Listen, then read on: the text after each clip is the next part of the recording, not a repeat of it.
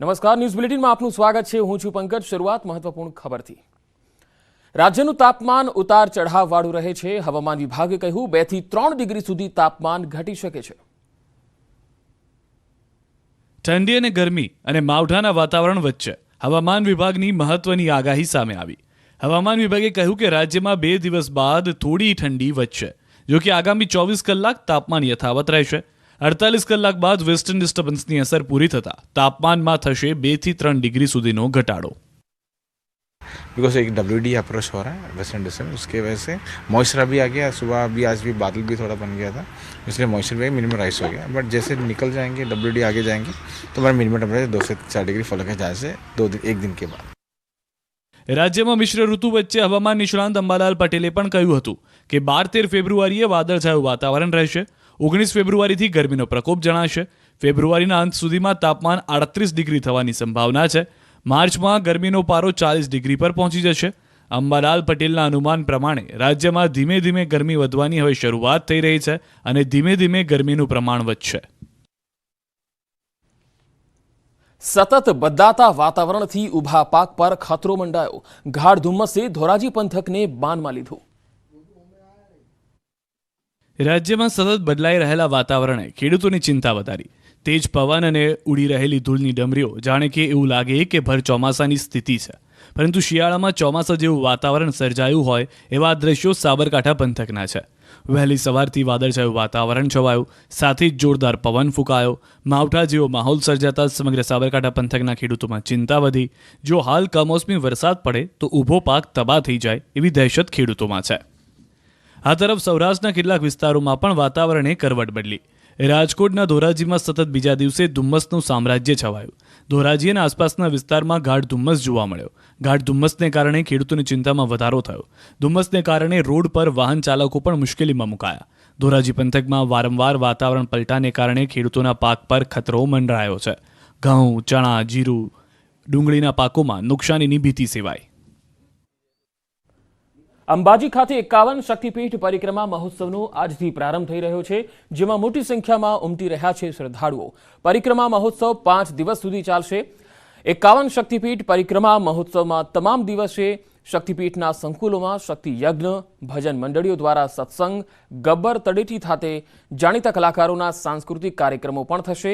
તેમજ દરરોજ સાંજે 7 વાગે ગબ્બર ટોચ અને પરિક્રમાના તમામ મંદિરોમાં એક સાથે આરતી અને લાઇટ એન્ડ સાઉન્ડ શો કાર્યક્રમનું આયોજન થયું છે। આજે મૂર્તિઓની પ્રક્ષાલન વિધિ, શોભાયાત્રા, શક્તિપીઠના મંદિરોમાં જ્યોત અર્પણ અને માતાજીની મૂર્તિનો મહાઅભિષેક કાર્યક્રમ યોજાશે। આવતીકાલે દરેક શક્તિપીઠના મંદિર ખાતે ધજા અર્પણ કાર્યક્રમ, આનંદ ગરબા, અખંડ ધૂન અને માતાજીની પાદુકા યાત્રા યોજાશે। આ ઉપરાંત 14મી ફેબ્રુઆરીના રોજ 51 શક્તિપીઠ દર્શન પરિક્રમામાં ચામર યાત્રા અને ગબ્બર ટોચ ખાતે રાત્રે 12 વાગે મહાઆરતી થશે। 15મી ફેબ્રુઆરીના રોજ 51 શક્તિપીઠ દર્શન પરિક્રમામાં પાલખી યાત્રા અને 16મી ફેબ્રુઆરીના રોજ આનંદ ગરબા, અખંડ ધૂન પૂર્ણાહુતિ થશે અને પાલખી યાત્રા અને પરિક્રમા ઉત્સવના દાતાઓ, યજ્ઞના યજમાનો, બ્રાહ્મણો અને વિશેષ આમંત્રિતોનું સન્માન કરાશે। આ મહોત્સવને લઈ સરકાર પરિક્રમા માટે ST ભાડામાં 50% રાહત આપી રહી છે, જેનો લાભ લેવા માટે યાત્રાળુ આધાર કાર્ડની ઝેરોક્ષ આપવાની રહેશે। આજથી 16 ફેબ્રુઆરી સુધી આ લાભ બનાસકાંઠા, સાબરકાંઠા, પાટણ, મહેસાણા, અરવલ્લી, ગાંધીનગર અને અમદાવાદ જિલ્લાના શ્રદ્ધાળુઓને જ મળશે।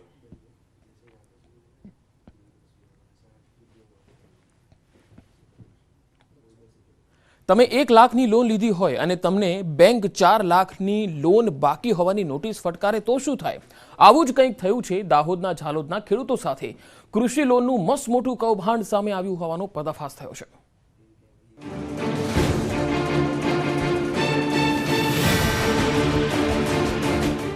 દાહોદના ઝાલોદમાં કૃષિ ધિરાણમાં મોટું કૌભાંડ થયાના આરોપથી ખળભળાટ મચી ગયો।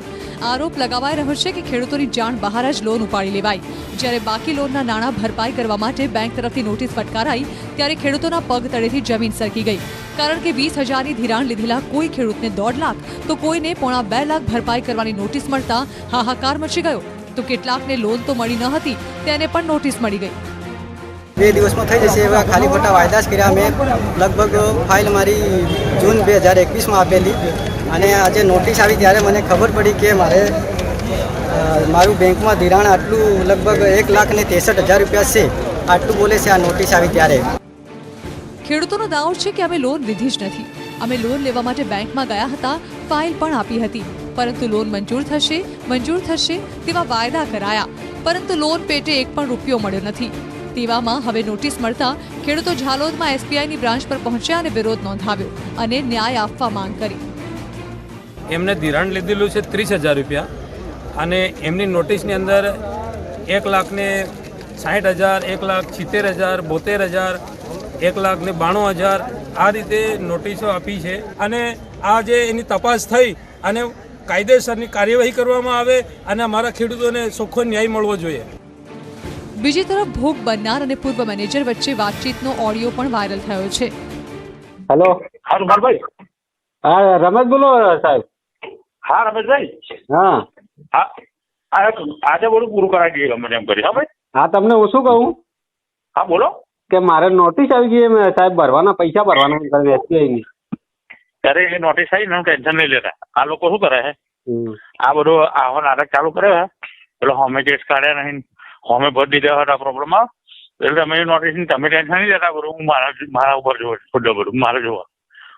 નોટિસ આપડે ખાતાનું ક્લિયર થઈ જાય ને. ના એવું હું બેઠો છું ને. એ સારું આપડે જો ખબર ખાતાનું આપડે ક્લિયર કરાવી દો, કોઈ નોટિસ નો ક્યાં સવાલ આવવાનો રહે. અને એ નોટિસ તો અમે કાઢતા હતા, અમને ખબર ને. હું એ જ વિષય કરું એટલે આ લોકો શું કરે, નોટિસો કરાય અને આવી રીતે માણસોને ભડકાવે. બરાબર, મારા સમયમાં હું બધું પૂરું કરી દેવું અમને કીધું મેં. મોટો નહીં, તમારે કોઈ ટેન્શન નહીં લેતા. હું બેઠો હું એના માટે. બરોબર, સારું સાહેબ, એની જવાબદારી મારી પોતાની. ત્યારે સવાલ એ છે કે આખરે હકીકત છે શું ખરેખર કોઈ કૌભાંડ થયું છે? શું ખેડૂતોની જાણ બહાર જ કોઈએ લોન ઉપાડી લીધી છે? આ આરોપોમાં કેટલું તથ્ય છે? સાબિત ભાભોર, ન્યૂઝ 18 ગુજરાતી, દાહોદ. આણંદ પોલીસે નકલી માર્કશીટના કૌભાંડનો પર્દાફાશ કરી 3 શખ્સોની ધરપકડ કરી. આરોપીઓ ગુજરાત, મહારાષ્ટ્ર અને રાજસ્થાનની યુનિવર્સિટીઓના સર્ટિફિકેટનો વેપલો કરતા હોવાનો ખુલાસો થયો.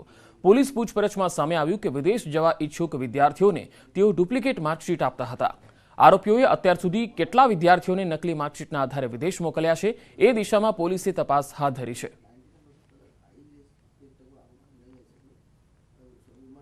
3 આરોપી અટક થઈ ગયા છે. એની રિમાન્ડ પણ અમે અત્યારે પેટલાદ કોર્ટમાંથી મળી ગઈ છે. અમે ઘણા બધા એજન્સીઓ જો ગુજરાતમાં આ કામગીરી નિશ્ચિત પાસેથી કરાવતી હતી એની માહિતી પણ મળી છે. સાથે સાથે આ કયા જગ્યાએ ઓર્ડર આપતો હતો એની માહિતી પણ અમે અત્યારે મળી ગઈ છે. બાકી બધા લોકોના પણ નામ એમાં આવશે. અમે પૂર્ણ વિશ્વાસ છે અને એની અટકાયત પણ થશે. આખલાએ એવું તો રમખાણ મચાવ્યું કે લોકો ઊભી પૂંછડીએ ભાગ્યા. ઘટના હિંમતનગરની છે. હિંમતનગરમાં શાક માર્કેટમાં 2 આંખલાઓ તોફાને ચડ્યા. યમરાજ જેવા બનેલા 2 આંખલાથી જીવ બચાવવા માર્કેટમાં દોડધામ મચી ગઈ. શાકભાજીની લારીઓને પણ મોટું નુકસાન પહોંચ્યું. હિંમતનગર શહેરમાં આવેલા મુખ્ય શાક માર્કેટમાં 2 આંખલાઓએ ભારે તોફાન મચાવતા શાક માર્કેટમાં અફરાતફરીનો માહોલ સર્જાયો.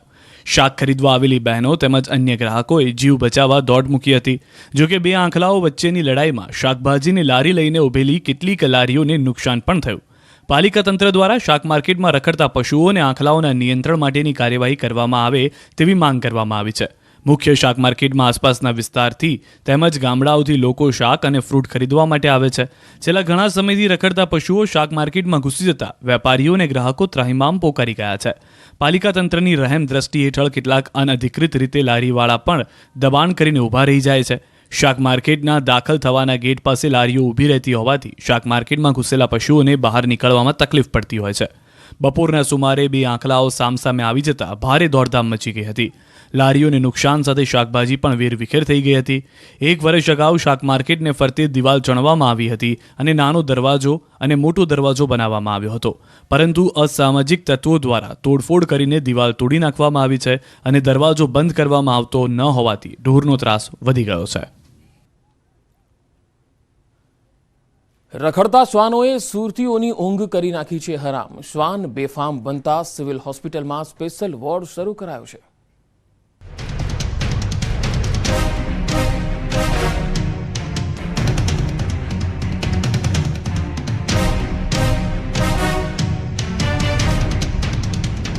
સુરતીઓ પર ડબલ ઘાત. રખડતા પશુઓ બાદ શ્વાન બન્યા શૈતાન. સુરતમાં દરરોજ સરેરાશ 40 લોકો શ્વાનની ઝપેટમાં. શ્વાનનો આતંક વધતા અલાયદો વોર્ડ ઊભો કરવો પડ્યો. માત્ર એક માસમાં 1205 શ્વાન કરડવાના કેસ. જો તમે સુરતમાં રહેતા હોય તો સાવધાન થઈ જજો. સુરતવાસીઓના જીવ પર આવી ચડ્યું છે જોખમ. સુરતના રોડ પર ભટકી રહ્યું છે રખડતું મોત.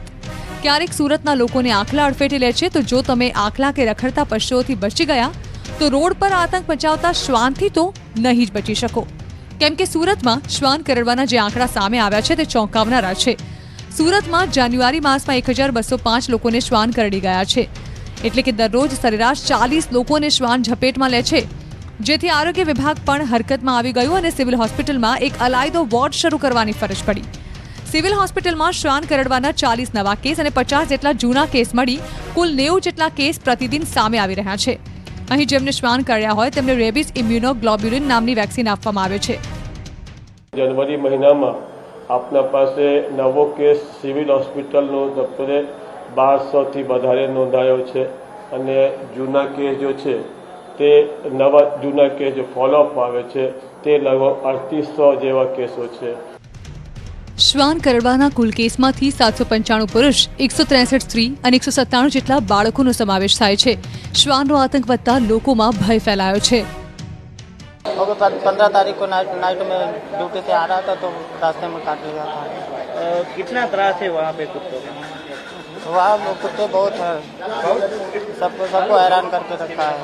ये हमारा कोयरा ने 7 तारीखे કૂતરો કાઢ્યો ને હું 8 તારીખે એમને અહીંયા લાવ્યો છું.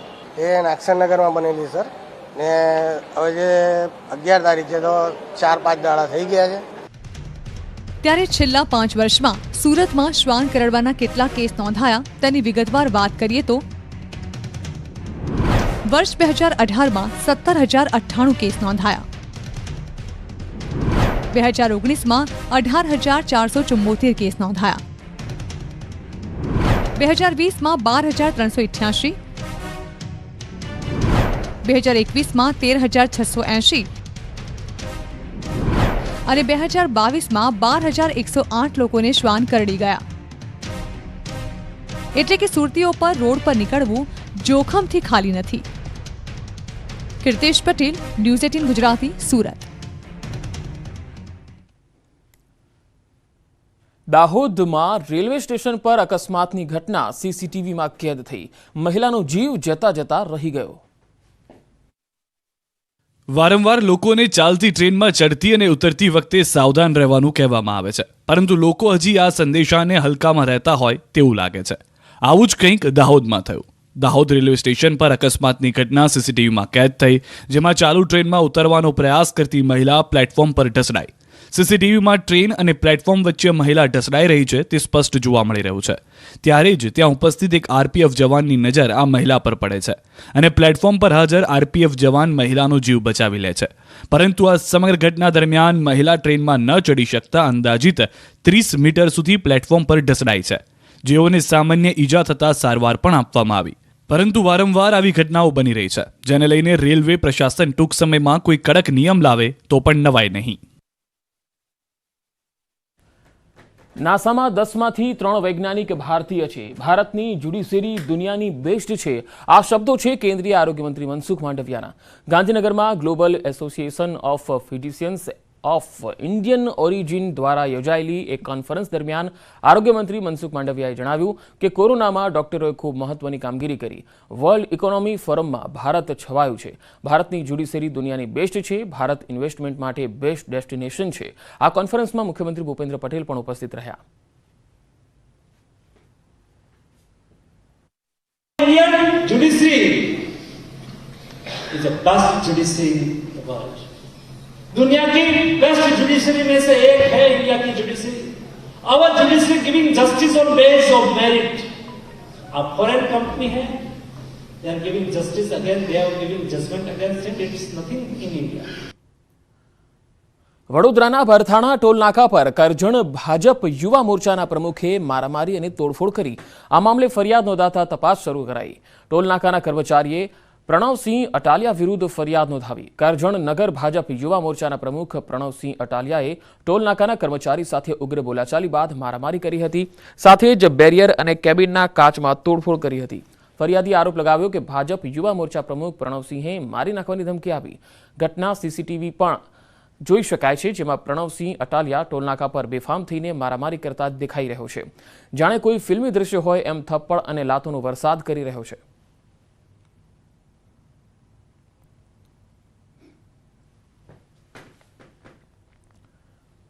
ટોલનાકા પર મારામારીના દ્રશ્યો સર્જાયા. 14 લોકોએ કાર ચાલકને ઢોર માર માર્યો હતો. ખંભાળિયા ટોલ નાકું જાણે કે સમરાંગણ બની ગયું. આ ટોલ નાકા પર ફરી બબાલના દ્રશ્યો સામે આવ્યા. કાર સવાર યુવાન પર એક સાથે 14થી વધારે લોકોએ હુમલો કર્યાની ઘટના સામે આવી. ફાસ્ટેગ બાબતે બબાલ થતા ટોલ નાકાના મેનેજર સહિત 14 લોકોએ કાર ચાલકને ઢોર માર માર્યો. કાર ચાલક દેવુ ચાવડા તેમજ તેમની સાથે રહેલ અન્ય 2 વ્યક્તિને ધોકા લાકડી વડે ઢોર માર મારી ગંભીર રીતે ઘાયલ કર્યા. એટલું જ નહીં, 14 જેટલા ટોલ સંચાલકોએ ફરિયાદીને ઓફિસ અંદર લઈ જઈને બંધક બનાવ્યા હોવાની પણ ઘટના બની. તો એક ટોલકર્મી દ્વારા ફરિયાદી પર જીપ ફેરવી મારી નાખવાની કોશિશ કરાઈ હોવાનો આક્ષેપ છે. ગંભીર રીતે ઘાયલ તમામ લોકોએ હોસ્પિટલ બિછાને સમગ્ર હકીકત જણાવી પોલીસ ફરિયાદ નોંધાવી હતી. આ તરફ ખંભાળિયા ટોલ નાકા પર વધુ કોઈ બબાલ ન થાય એ માટે ચુસ્ત પોલીસ બંદોબસ્ત ગોઠવી દેવાયો છે અને પોલીસે હુમલો કરનાર સામે તપાસની કાર્યવાહી શરૂ કરી. અમદાવાદમાં એલપીજી ગેસનું કટિંગ કરતી એક ટોળકી ઝડપાઈ છે. સ્ટેટ મોનિટરિંગ સેલે દાહોદના પીપળજ નજીક રેડ કરી હતી. 3 ટેન્કર સહિત 70 લાખથી વધુનો મુદ્દામાલ જપ્ત થયો. પોલીસે 5 આરોપીની ધરપકડ કરી લીધી છે.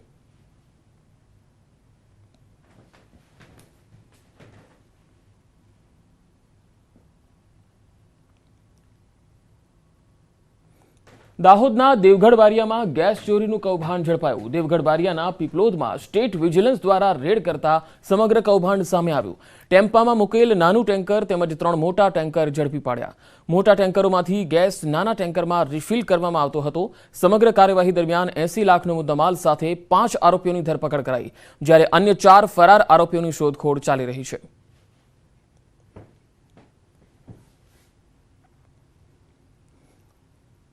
સુરતમાં વિદેશી દારૂની હેરાફેરી કરતા 3 પકડાયા. આ લોકોએ અપનાવેલી મોડસ ઓપરેન્ડી ગજબની હતી. દારૂ જેવા નશીલા પદાર્થો ઘુસાડવા અને તેની હેરાફેરી માટે બુટલેગરો અવનવા કિમિયા અપનાવે છે. પોલીસને થાપ આપતા બુટલેગરો અત્યાર સુધીમાં કેટલાય ઉપાય અજમાવી ચૂક્યા છે. પરંતુ સુરતમાં ચાલાક બુટલેગરોએ વિદેશી દારૂની હેરાફેરી માટે જે કિમિયો અપનાવ્યો તેનાથી પોલીસને પણ ચક્કર આવી ગયા. જહાંગીરપુરા વિસ્તારમાંથી 4 વ્હીલર ટેમ્પામાં શાકભાજીના કેરેટની આડમાં છુપાવેલો વિદેશી દારૂ સુરત ક્રાઇમ બ્રાન્ચે ઝડપી પાડ્યો છે. પોલીસને હાથ તાળી આપવા માટે ભેજાબાજ બુટલેગરોએ શાકભાજીના કેરેટનો ઉપયોગ કર્યો. કેરેટની ઉપર શાકભાજી અને નીચે દારૂનો જથ્થો મૂકીને તેઓ હેરાફેરી કરતા પકડાયા. 3 શખ્સો દ્વારા ઓલપાડના એક ફાર્મ હાઉસમાંથી દારૂનો જથ્થો ભરવામાં આવ્યો હોવાની માહિતી સામે આવી છે. 3 શખ્સોને ઝડપી પાડી 2 લોકોને વોન્ટેડ જાહેર કરવામાં આવ્યા છે. ક્રાઇમ બ્રાન્ચે વિદેશી દારૂનો જથ્થો અને એક 4 વ્હીલર ટેમ્પો મળી કુલ 7,80,000થી વધુની મુદ્દાનો મુદ્દામાલ કબજે કરી આગળની તપાસ હાથ ધરી છે. અમદાવાદ એસઓજી ક્રાઇમે ફરી એકવાર નશાના સામાનની હેરાફેરીનો પર્દાફાશ કર્યો. વસ્ત્રાલ પાંજરાપોળ 4 રસ્તા નજીકથી ચરસના જથ્થા સાથે એક યુવકને ઝડપી લીધો. પોલીસે આરોપી પાસેથી 71,000થી વધુની કિંમતનો કાશ્મીરી ચરસનો જથ્થો ઝડપી લીધો.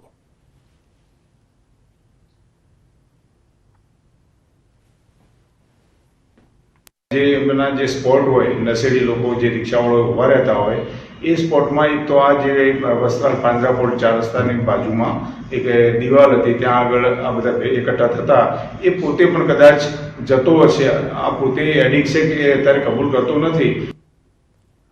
વડોદરામાં ઝડપાયેલા એમડી ડ્રગ્સના જથ્થાના કેસ દરમિયાન હાલોલ કનેક્શન સામે આવ્યું. હાલોલના યુવક પાસેથી શંકાસ્પદ કેમિકલ પાવડરનો જથ્થો ઝડપાયો. પંચમહાલ એસઓજીએ તપાસ દરમિયાન અંદાજિત 450 ગ્રામ શંકાસ્પદ કેમિકલ પાવડર ઝડપી પાડ્યો. હાલોલના ખોડિયારનગર વિસ્તારમાં રહેતા યુવક પાસેથી મળી આવેલ જથ્થા અંગે પોલીસે પૂછપરછ હાથ ધરી હતી. યુવક સામે જાણવાજોગ ફરિયાદ નોંધી મળી આવેલા શંકાસ્પદ જથ્થાને પરીક્ષણ માટે એફએસએલની મદદ લેવાશે. એફએસએલ રિપોર્ટ બાદ પોલીસ આગળની તપાસ હાથ ધરશે.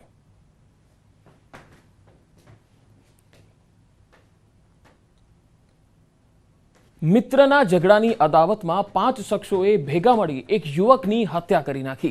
ગાયકવાડ હવેલી પોલીસે ગણતરીના કલાકોમાં હત્યાના ગુનાનો ભેદ ઉકેલી 5 આરોપીઓની ધરપકડ કરી છે. ગત ગુરુવારે જગન્નાથ મંદિર નજીક એક અજાણ્યા યુવકની હત્યા કરેલી લાશ મળી આવી હતી, જેમાં યુવક પાસેથી મળી આવેલ મોબાઈલથી આ યુવક મહેસાણાના મલાપુરાનો ભરત પરમાર હોવાનું સામે આવ્યું. જે બાદ પોલીસે હત્યાને લઈ તપાસ કરતા સીસીટીવીના આધારે કમલેશ ઉર્ફે ભૂરિયો વાઘેલા, પ્રતિમ પ્રજાપતિ, રતિલાલ ઉર્ફે ખોડો વાઘેલા, સત્યન સોલંકી અને બંસી ચૌહાણની ધરપકડ કરી છે, જેમની પૂછપરછમાં મુખ્ય આરોપી કમલેશ વાઘેલા હોવાનું ખુલ્યું છે. હત્યામાં વપરાયેલ છરી પોલીસે કબજે લઈ 5 આરોપીના રિમાન્ડ મેળવી તપાસ હાથ ધરી છે. પકડાયેલા 5 આરોપી છૂટક મજૂરી કરે છે, પરંતુ મુખ્ય આરોપી કમલેશ ઉર્ફે ભૂરિયો વાઘેલા બુટલેગર છે અને ગુનાહિત ઇતિહાસ પણ ધરાવે છે. 5 લોકોને એકસમ થઈને આમની મર્ડર કરેલો છે. મર્ડર એક ધારદાર હથિયાર, એક છરી મારીને કરવામાં આવેલું હતું અને એમનું જો મુખ્ય અક્યુઝ છે તેમનું નામ કલ્પેશ ઉર્ફે ભૂરિયો વાઘેલા છે. ટોટલ 5 અક્યુઝને મળીને આ મર્ડર કરેલો હતો અને 5 અક્યુઝને એલસીબી ઝોન 3 અને લોકલ ડી સ્ટાફની ટીમ દ્વારા ધરપકડ કરવામાં આવેલી છે. શું આણંદથી વડોદરા સુધી દોડતી બસોમાં કૌભાંડ થઈ રહ્યું છે? રૂપિયા લઈને ટિકિટ ન આપતા હોવાના દ્રશ્યો સામે આવ્યા. મધ્ય ગુજરાતના આણંદ જિલ્લામાં પાલિકા દ્વારા કૌભાંડ આચરવામાં આવ્યું હોવાની આશંકા સેવાઈ રહી છે. એટલું જ નહીં, આણંદથી વડોદરા સુધી દોડતી આ બસોમાં મુસાફરો પાસેથી ટિકિટ રૂપે રૂપિયા તો વસૂલવામાં આવે છે, પરંતુ ટિકિટ આપવામાં નથી આવતી. આણંદથી વડોદરા સુધી બસ દોડાવવામાં આવે છે, પરંતુ ટિકિટ માત્ર ચોક્કસ મુસાફરોને જ આપવામાં આવે છે. પાલિકા તંત્રના ચીફ ઓફિસર વિડકોસ સંસ્થાનો બચાવ કરી રહ્યા છે કે આણંદ શહેરમાં બસ દોડે છે, જ્યારે આણંદના નાગરિકો વિડકોસ બસને લઈને કંઈક અલગ જ કહી રહ્યા છે. વર્ષ 2008માં આણંદના શહેરીજનોને પરિવહનની સુવિધા પ્રાપ્ત થઈ રહે માટે વિડકોસ બસ સેવા શરૂ કરવામાં આવી હતી. ખાનગી સંસ્થા સાથે પાલિકા દ્વારા કોન્ટ્રાક્ટ કરવામાં આવ્યો હતો, પરંતુ આ બસો આણંદ પૂરતી મર્યાદિત નથી. આણંદથી 18 કિલોમીટર દૂર સુધી રૂટ લંબાવવામાં આવ્યો છે. જો કે પાલિકા તંત્રનો દાવો છે કે બસ માત્ર આણંદ શહેરમાં જ દોડી રહી છે. પીવાના પાણીના સંપ બનાવવા મોટા પાયે ભ્રષ્ટાચાર થયો. આ આક્ષેપ લાગ્યો ધોરાજીના મારડ ગામે. કોન્ટ્રાક્ટરોએ નિયમો નેવે મૂકીને મસમોટો ભ્રષ્ટાચાર આદર્યો. નબળી કક્ષાનું મટીરીયલ વપરાયું, જેથી કોન્ટ્રાક્ટ કંપની સામે આક્ષેપ સાથે રોષ ભભૂકી ઉઠ્યો. ધોરાજીના મોટી મારડ ગામમાં નલ સે જલ યોજના અંતર્ગત પીવાના પાણીનો સંપ બની રહ્યો છે, જેમાં ભ્રષ્ટાચાર થયો હોવાનું ધોરાજી તાલુકા પંચાયતના પ્રમુખે આક્ષેપ કર્યો છે. યોજના અંતર્ગત 22 લાખની ગ્રાન્ટ ફાળવવામાં આવી હતી. ધોરાજી તાલુકા પંચાયત પ્રમુખના નીતાબેન ચાવડાના પતિ રસિકભાઈ ચાવડાએ આ કામની અંદરમાં ભ્રષ્ટાચાર થયો હોવાનો આરોપ લગાવ્યો અને કહ્યું છે કે આ કામ નીતિ નિયમોને નેવે મૂકીને થઈ રહ્યું છે. તેમણે જણાવ્યું હતું કે મટીરીયલ અતિ નબળી ગુણવત્તાવાળું વાપરવામાં આવે છે અને જે સિમેન્ટ, કાંકરી અને રીતિ વાપરવામાં આવે છે તેમાં મોટા પ્રમાણમાં ધૂળનું પ્રમાણ જોવા મળી રહ્યું છે. આ સંપનું કામ નબળું થતું હોવાથી લેખિત ફરિયાદ ગુજરાત રાજ્યના પાણી પુરવઠા મંત્રી કુંવરજીભાઈ બાવળિયાને પણ કરવામાં આવી, પરંતુ કોઈ જાતના પગલાં લેવામાં ન આવતા અંતે કામ રોકવા અને યોગ્ય તપાસ કરવાની માંગ ઉઠી. આટલું જ નહીં, માલ મટીરીયલનો રિપોર્ટ ન આવે ત્યાં સુધી કોન્ટ્રાક્ટ કંપનીનું પેમેન્ટ રોકવા માટે પણ ઉગ્ર માંગ કરાઈ.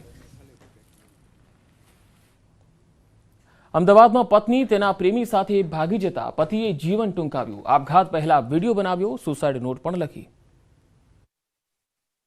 અમદાવાદના વટવામાં રહેતા 40 વર્ષીય યુવાને તેની પત્ની પ્રેમી સાથે નાસી જતા વટવા પોલીસ સ્ટેશનમાં ફરિયાદ નોંધાવી. જોકે યુવકને પોલીસ તરફથી યોગ્ય પ્રતિસાદ ન સાંપડતા કંટાળીને ઘરમાં ગળે ફાંસો ખાઈને આત્મહત્યા કરી લીધી. અંતિમ પગલું ભરતા પહેલા યુવકે અલગ અલગ 5 વિડીયો બનાવ્યા, જેમાં તેના અને તેની પત્નીના લગ્ન જીવન વિશે તેમજ બાળકોની સાથે વાત કરી હતી. આ ઉપરાંત વટવામાં નોંધાવેલી પોલીસ ફરિયાદ બાદ એક પોલીસ કર્મચારીએ તેની સાથે જે રીતે વાત કરી એ અંગે પણ વિડીયો બનાવી પોલીસની કામગીરી પર સવાલ ઉઠાવ્યા. કંટાળેલા યુવકે પોતાની લગ્ન તિથિના દિવસે જ ગળે ફાંસો ખાઈ આત્મહત્યા કરી લેતા ખળભળાટ મચી ગયો. આપઘાત પહેલા તેને સુસાઇડ નોટ લખી ઉપરાંત વિડીયો પણ બનાવ્યો, જેને પુરાવા તરીકે મેળવી પોલીસે આત્મહત્યા માટે દુષ્પ્રેરણાની કલમો હેઠળ ગુનો નોંધ્યો. યુવકના મોત બાદ નોંધાયેલી ફરિયાદમાં પત્ની અને તેનો પ્રેમી બંને ફરાર છે, જેની પોલીસે શોધખોળ હાથ ધરી છે. બીજી તરફ પોલીસ પર થયેલા આક્ષેપો પોલીસ અધિકારીઓ નકારી રહ્યા છે. પાટણમાં ગરફોડ ચોરીને અંજામ આપતી ગેંગ ઝડપાઈ. પાટણ એલસીબીએ ચોર ગેંગના સભ્યોને ઝડપી પાડ્યા. પાટણમાં અનેક વખત ઘરફોડ ચોરીના સમાચાર જોવા મળી રહ્યા હતા, જેને લઈ પોલીસ એક્ટિવ થઈ ગઈ. આ દરમિયાન પોલીસને જાણ થઈ કે એક ગેંગ જે ભૂંડ પકડવાના બહાને ચોરીને અંજામ આપે છે અને ઘરફોડ ચોરીમાં સફળતા મેળવે છે. પોલીસે પોતાના બાતમીદારોને એક્ટિવ કરી આ ગેંગના લોકોને પકડવા માટે તજવીજ હાથ ધરી, જેમાં પોલીસને બાતમી મળતા વોચ ગોઠવી અને ધારપુર પાસેથી 3 લોકોની અટકાયત કરી. પાટણ એલસીબીએ ઘરફોડ ચોરીને અંજામ આપતી ગેંગ ઝડપી મોટી સફળતા મેળવી લીધી. પોલીસે ચોર ટોળકી પાસેથી 2 ગાડી, 1 બાઇક મળી કુલ 4.5 લાખનો મુદ્દામાલ કબજે કર્યો. પોલીસને પૂછપરછમાં પ્રાથમિક જાણકારી મળી છે કે ચોર ટોળકીના સભ્યો પાટણ, મહેસાણા, જૂનાગઢ, હિંમતનગર સહિત જિલ્લામાં ચોરીને અંજામ આપી ચૂક્યા છે. પોલીસે સરદાર સતનામસિંહ, ઠાકોર સંજય અને એક કિશોરને પકડ્યા છે, તેમજ એક આરોપી જે હજી પોલીસ પકડથી દૂર છે તેવો સરદાર ઘટીસિંહ સામે ગુનો નોંધી વધુ તપાસ હાથ ધરી.